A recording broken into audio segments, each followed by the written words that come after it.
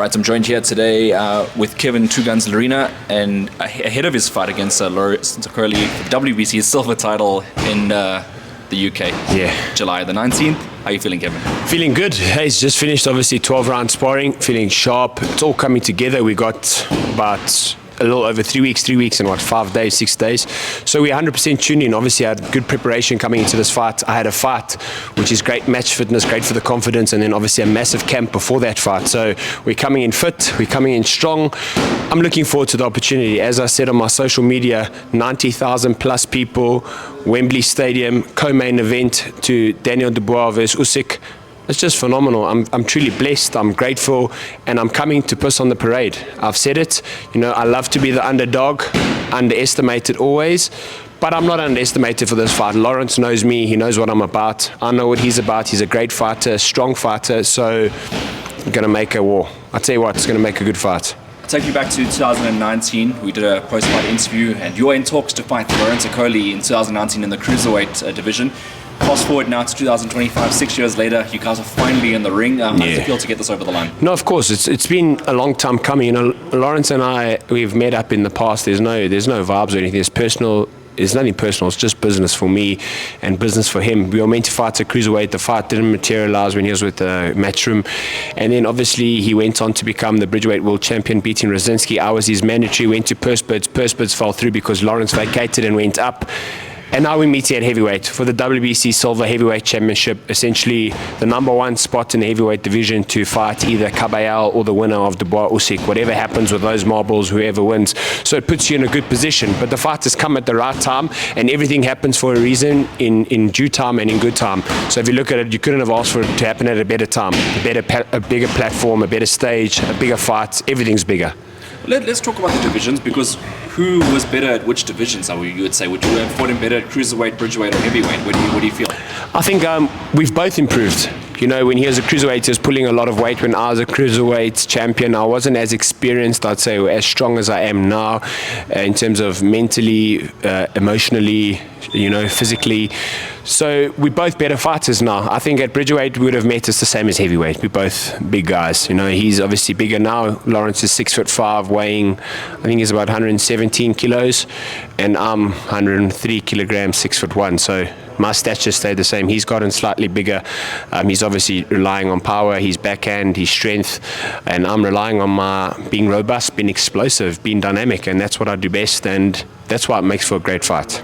The WBC silver title, obviously, that's putting you on the doorstep of massive honours. Heavyweight and Bridgeweight, do you keep your Bridgeweight WBC title? Yeah. Mauricio has granted me this fight that I keep my Bridgeweight world title. So whatever happens, should I beat Lawrence, obviously, then I could vacate the Bridgeweight, or I could defend the Bridgeweight as an interim fight to wait for a heavyweight fight, or I vacate, but for the meantime I'll be still the WBC Bridgeweight champion, going up to fight for the heavyweight WBC silver, and then whatever happens after the fight we'll have to navigate and see what's after that.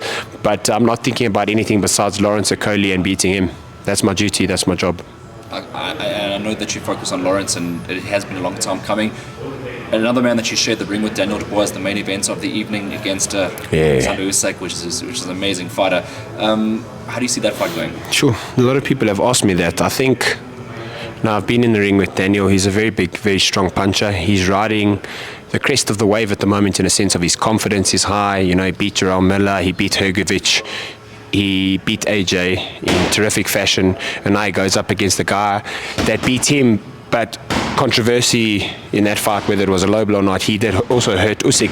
I think it's a fight of two halves. I believe the first half of the fight, Daniel's very dangerous. Thereafter, I think it falls into Usyk's hands. But it's a 50-50 fight. A good boxer, pressure fighter versus a very strong man. So if it goes past 6, I'm giving it to Usyk. Otherwise, Daniel will be very dangerous for the first half of the fight, and I wouldn't be surprised if Daniel wins. And you yourself, you're on a bit of a tear at the moment in terms of stopping opponents. You got a lot of confidence from your previous opponents that came from Ukraine. Yeah. From that fight going into this one, has that given you some perspective as to where your career is at? Yeah, look, Hayes, you can't. Radchenko's not Okolie and Daniel Dubois and Huni, but I did what I needed to do with the person they put in front of me. I flattened him and I knocked him spark out, as I said I would. The same for Lawrence. His previous opponent isn't me. So we did what we had to do with the person and the opponent that was put in front of us. It gives us both confidence. So we're both very confident going into this fight. But I know how to separate the confidence from the reality in order of my game plan for Lawrence is totally different to that of a game plan for Radchenko. So yeah, there's levels in the sport. I'm at that level, and so is Lawrence. So for the both of us, can make a good fight. Radchenko and Lawrence's previous opponent, they don't deserve to be in the ring with us. So that's why we took care of business as we did. In terms of like star power, I mean, in South Africa, you sold out a venue as well. That was one of the biggest venues in South Africa. And now, obviously, Lawrence Okolie is a big star in the UK. Do you feel that your presence internationally is growing and maybe rivals the likes of these top UK fighters? Yes, definitely. From what my experience in traveling to Saudi, traveling to the UK, I'm a lot more respected and I'd say veered by the boxing fans in the UK and Saudi than South Africa. Great fans in South Africa. Obviously, the South African, the Lerena army, the people that turn out to support me, but it's still kind of small compared to the UK. You get recognised a lot more there. They appreciate fighting. But having said that, it was phenomenal to basically almost sell out the Sunbet Arena in my last fight, put on by Legacy Boxing Promotions. And that just shows that we're doing everything right and the best thing possible for the sport in South Africa. But yeah, new assignment, new mission. That event's been sold out by Usyk and Daniel, and me and Lawrence are a very good co-main event. So a good bill. I'm excited. I'm really excited. Stylistically, yourself and Lawrence getting in the ring, what do you see in his game that you can exploit? We don't want to give away too much, but I think he makes a lot of mistakes, especially with his feet. He's got a good right hand. A good right hand is a nemesis for a southpaw, as per se. Having said that, I know how to take the right hand away from fighters. But it's going to be an interesting fight. Let's see what he does. I wouldn't say I'm the best boxer, but I can fight. That's one thing I can do. I can fight. I can sit in the pocket. I can fight. And I can land you at any given time. So, yeah, let's wait and see. You had the taste of Tottenham Hotspur Stadium. Now it's Wembley this time. The magnitude gets even bigger, but does the size of the arena mean anything to you when you get in the ring? Not at all. It's obviously great to fight in front of a massive crowd like that. It does so much for you as a person, and you feed off that energy, but it doesn't make a difference whether it's 7,000 people or 90,000 people. Yes, the magnitude and the occasion's so much more bigger, but when the bell goes, it's just you and him, right? So that's the mindset. You just gotta give it your all in the time that you got. You got 36 minutes, essentially, or 30 minutes, 10 rounder. You got 30 minutes to give it your all, if it goes 30 minutes.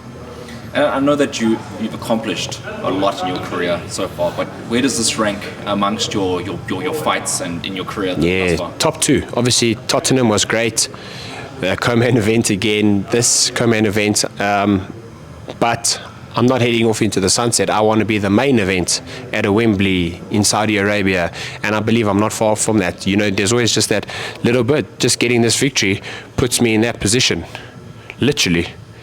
It's always this far away from the biggest occasions, and I believe myself and Mpumelelo Kafu, in terms of magnitude of fights, we are in the biggest fights at the moment. He's fighting Bam Rodriguez, same day, a little bit later. I truly believe we are the flag bearers of the sport in South Africa, and there's no two ways about it. It's just straightforward. So I'm looking forward to representing my country, and then obviously Kafu representing South Africa, our country, and hopefully Nonchinga gets back to winning ways. RBF World Champion, former.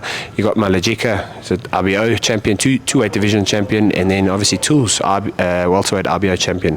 So we got great fighters in South Africa, but I think it's fair and safe to say myself and Mpumelelo Kafu are currently the flag bearers of the sport. I have to agree with that, and I concur, because I think we were going to release a top 10 list, but it's always controversial in South Africa because people get extremely touched by the ratings. But you guys are in the top 2. I'll give you my top 5 because numbers don't lie. Kafu, Lerena, Malajika, Nonchinga, Mbenge. I have to check my list. I'm going to have to compare my Am I list. forgetting anyone? That's off the spot though. Yeah. But yeah, you got to go on credentials, right? Malajika's got to be there. He's a 2-weight division world champion. Tools, RBO world champion. Two-time. You know, myself, WBC Bridgeweight world champion, WBC biggest belt, defending my RBO title 7 times. Nonchinga, former RBF champion. Rewrote the wrong. Yes. He lost, came back, won the title. Then you got Kaufu, who's the WBO champion in one of the biggest fights. I think it's the WBO RBF Ring Magazine unification, isn't it? WBC, WBO, and Ring. And Ring Magazine, yes. But there you go. Yeah. So yeah, that's got to be a top 5. And then also you got to look at who puts asses in seats. I'll leave it there. Cool. Okay, well, Undisputed puts asses in seats, as you say. I like that expression right there, Kevin. And, do you have a message for Lawrence? There's no message for Lawrence other than this is nothing personal. You know, Lawrence he's training hard. I'm training hard. You know that I work hard. I know that you work hard. And on the 19th of July, expect fireworks from me. I expect fireworks from you. And let's give the fans in London and around the world a hell of a night of boxing. Cheers. Awesome. And then, Kevin, I know you're just lastly, you have all your blue chip sponsors that you'd like to thank. Most definitely. I want to thank all the people that support me. Thank you for reaching out and covering this.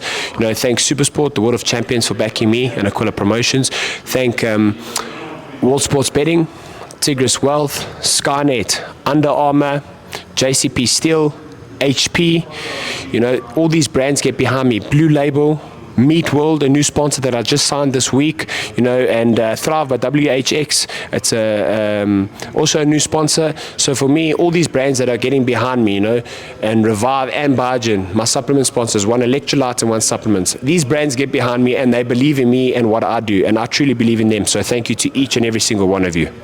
Awesome. Thank you very much, and I want to wish you all the best. Thank you, Hayes. Cheers.